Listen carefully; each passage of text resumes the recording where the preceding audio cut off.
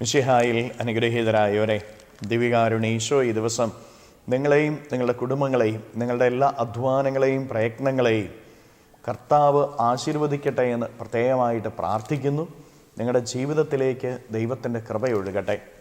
വിശുദ്ധ മത്തായിയുടെ സുവിശേഷത്തിൻ്റെ 9-ാമത്തെ അധ്യായത്തിൻ്റെ 9 മുതൽ 13 വരെയുള്ള തിരുവചന ഭാഗങ്ങളിൽ ഈശോനാഥൻ മത്തായിയെ വിളിക്കുന്ന രംഗമാണ് നമ്മൾ കാണുന്നത്. വചനത്തിൽ നമ്മളിങ്ങനെ വായിക്കുകയാണ്: യേശു നടന്നു നീങ്ങവേ മത്തായി എന്നൊരാൾ ചുങ്കസ്ഥലത്തിരിക്കുന്നത് കണ്ടു. യേശു അവനോട് പറഞ്ഞു, എന്നെ അനുഗമിക്കുക. അവൻ എഴുന്നേറ്റ് യേശുവിനെ അനുഗമിച്ചു. പ്രിയപ്പെട്ടവരെ, ഈശോ വിളിക്കുമ്പോൾ മത്തായി എഴുന്നേറ്റ് ഈശോയെ അനുഗമിച്ചു. എഴുന്നേറ്റ് അവിടുന്ന് പോയി എന്ന് പറഞ്ഞു കഴിഞ്ഞാൽ അവൻ്റെ പഴയ ശീലങ്ങളെ അവൻ മാറ്റി പുതിയ ശീലങ്ങളിലേക്ക് കടന്നു വരുന്നു. ചുങ്കക്കാരനായിരുന്നു മത്തായി. അവൻ ചുങ്കം പിരിക്കാൻ ഇരിക്കുന്നിടത്തേക്കാണ് ഈശോ ചെന്നിട്ട് അവനെ വിളിക്കുന്നത്. ആ ചുങ്കം പിരിക്കാനിരിക്കുന്ന സ്ഥലത്ത് നിന്ന് അവൻ എഴുന്നേറ്റു എന്ന് പറയുമ്പോൾ അവൻ്റെ പഴയ ശൈലിയെ അവൻ മാറ്റുക, പഴയ സ്വഭാവത്തെ മാറ്റുക. ദൈവത്തോട് ചേർന്ന് നിൽക്കുമ്പോൾ ദൈവത്തിൻ്റെ അനുഗ്രഹം നമുക്ക് ലഭിക്കും.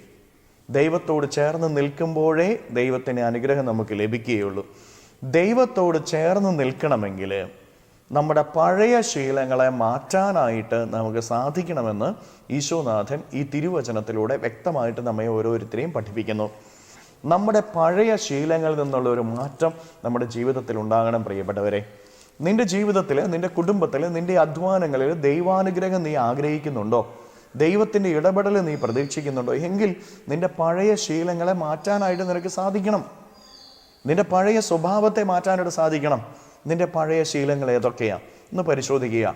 ആ ശീലങ്ങൾ ദൈവത്തിൽ നിന്ന് നമ്മളെ അകറ്റുന്നതാണ് എങ്കിൽ, ദൈവത്തോട് ചേർന്ന് നിൽക്കുന്നതെന്ന് നമ്മളെ തടസ്സപ്പെടുത്തുന്നതാണ് എങ്കിൽ, അതിനെ മാറ്റാനായിട്ട് നമ്മൾ ഓരോരുത്തരും തയ്യാറാകുമ്പോൾ നമുക്ക് ദൈവത്തോട് ചേർന്ന് നിൽക്കാൻ സാധിക്കും.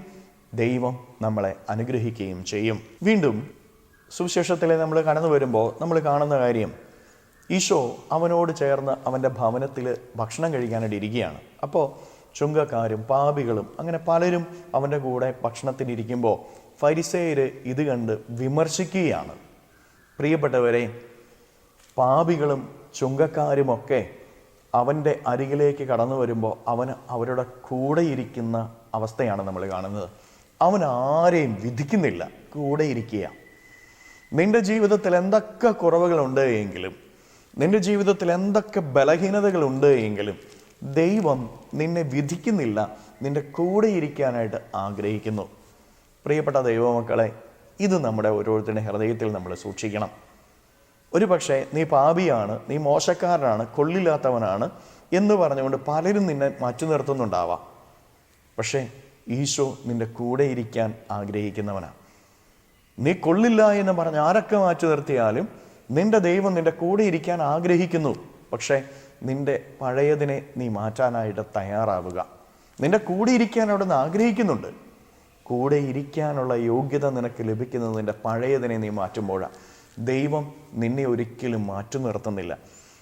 ഇത്രമാത്രം നിന്റെ ജീവിതത്തിൻ്റെ കുറവിൽ പോലും നിന്റെ കൂടെ ഇരിക്കാനായിട്ട് ദൈവം ആഗ്രഹിക്കുന്നുണ്ട് എങ്കിൽ, പ്രിയപ്പെട്ട ദൈവമക്കളെ, ദൈവം നിന്നെ എത്രമാത്രം സ്നേഹിക്കുന്നു.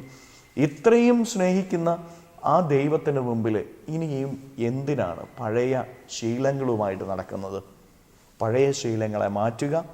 ദൈവം നിന്റെ കൂടെ ഇരിക്കാൻ ആഗ്രഹിക്കുന്നവനാണ്, അത്രമാത്രം നിന്നെ സ്നേഹിക്കുന്നവനാണ്. ഈശോ അവിടെ കൂടിയിരുന്നവരോട് പറയുകയാണ്, ബലിയല്ല കരുണയാണ് ഞാൻ ആഗ്രഹിക്കുന്നത് എന്ന്. ഈശോനാഥൻ നമ്മളൊക്കെ വലിയ കാര്യങ്ങൾ ചെയ്യണമെന്നല്ല ആഗ്രഹിക്കുന്നത്. തകർന്ന ഹൃദയത്തോടുള്ള അനുകമ്പയും ആർദ്രതയും നിന്റെ ജീവിതത്തിൽ ഉണ്ടാവുക. ഇതാണ് ഈശോ ആഗ്രഹിക്കുന്നത്. മറ്റുള്ളവരോടുള്ള നിന്റെ മനോഭാവം എന്താ? ജീവിതത്തിൽ വേദനിക്കുന്നവരോട്, കുറവുകളുള്ളവരോട് എന്തുമാത്രം അനുകമ്പ, ഒരു ആർദ്രത നീ പ്രകടിപ്പിക്കുന്നുണ്ട് എന്ന് പരിശോധിച്ച് നോക്കുക. ആരെയും വിധിക്കാനല്ല, ആരെയും മാറ്റി നിർത്താനല്ല, വലിയ കാര്യങ്ങൾ ചെയ്യാനല്ല ഈശോ പറയുന്നത്. മറ്റുള്ളവരോട് അനുകമ്പ, ആർദ്രത. അത് നിന്റെ കുടുംബത്തിലായിരിക്കാം. നിന്റെ ജീവിത പങ്കാളിയുടെ കുറവിൽ ആ ജീവിത പങ്കാളിയോട് അനുകമ്പയും ആർദ്രതയും കാണിക്കുക. നിന്റെ മക്കളുടെ ജീവിതത്തിൻ്റെ കുറവുകൾ, നിന്റെ മാതാപിതാക്കളുടെയും നിന്റെ സഹോദരങ്ങളുടെയും ജീവിതത്തിൻ്റെ കുറവുകൾ, നിന്റെ അയൽപക്കക്കാരുടെ കൂടെയുള്ളവരുടെ ജീവിതത്തിൻ്റെ കുറവുകൾ, ആ കുറവിനെ ആർദ്രതയോടും അനുകമ്പയോടും കൂടെ സ്വീകരിക്കാനായിട്ട് നിനക്ക് സാധിച്ചാൽ അത് ദൈവത്തിന് മുമ്പിൽ നിനക്ക് വലിയ വില നേടിത്തരുമെന്ന് തിരിച്ചറിഞ്ഞുകൊള്ളുക. കരങ്ങളെ യാചനയോടെ പിടിക്കാം. ഈ ദിവസത്തെയും ഈ ദിവസത്തിൻ്റെ എല്ലാ കാര്യങ്ങളെയും ഈശോയ്ക്ക് കൊടുത്ത് നമുക്ക് സ്തുതിക്കാം. ഹല്ലേലൂയ. ഈശോയെ നന്ദി. Hallelujah, hallelujah, hallelujah, hallelujah, hallelujah, hallelujah. കർത്താവ് ഈശോയെ മക്കളെ ഓരോരുത്തരെയും സമർപ്പിക്കുന്നവരെ അനുഗ്രഹിക്കണമേ, ആശീർവദിക്കണമേ. ഇവരുടെ ജീവിതങ്ങളിലേക്കും ഇവരുടെ അധ്വാനങ്ങളിലേക്കും അങ്ങ് ഇറങ്ങിച്ചെന്ന് ഇവരെ ഓരോരുത്തരെയും സംരക്ഷിക്കുകയും സഹായിക്കുകയും പരിപാലിക്കുകയും ചെയ്യണമേ. ഇവരുടെ ജീവിതത്തിൽ നിന്ന്, ജീവിത വഴികളിൽ നിന്ന്, അധ്വാന മേഖലകളിൽ നിന്ന് സർവ്വ തിന്മകളും ബന്ധനങ്ങളും കെട്ടുകളും പിശാചിൻ്റെ ഉപദ്രവങ്ങളും നാരകീയ ശക്തിയുള്ള പ്രവർത്തനങ്ങളും പൈശാചിക അരൂപികളുടെ പ്രവർത്തനങ്ങളും നിർവീര്യമായി തീരട്ടെ എന്ന് കേൾപ്പിക്കുന്നു. എല്ലാ കെട്ടുകളും ഇവരുടെ ജീവിതത്തിൽ നിന്ന് അകന്നു പോകട്ടെ. എല്ലാ ബന്ധനങ്ങളും ഇവരുടെ ജീവിതത്തിൽ നിന്ന് അഴിയട്ടെ. എല്ലാ തിന്മകളും ഇവരുടെ ജീവിതത്തിൽ തകരട്ടെ. Hallelujah, hallelujah, hallelujah. നിത്യം പിതാവും പുത്രനും പരിശുദ്ധാത്മാവുമായ സർവേശ്വര എന്നേക്കും ആമേൻ.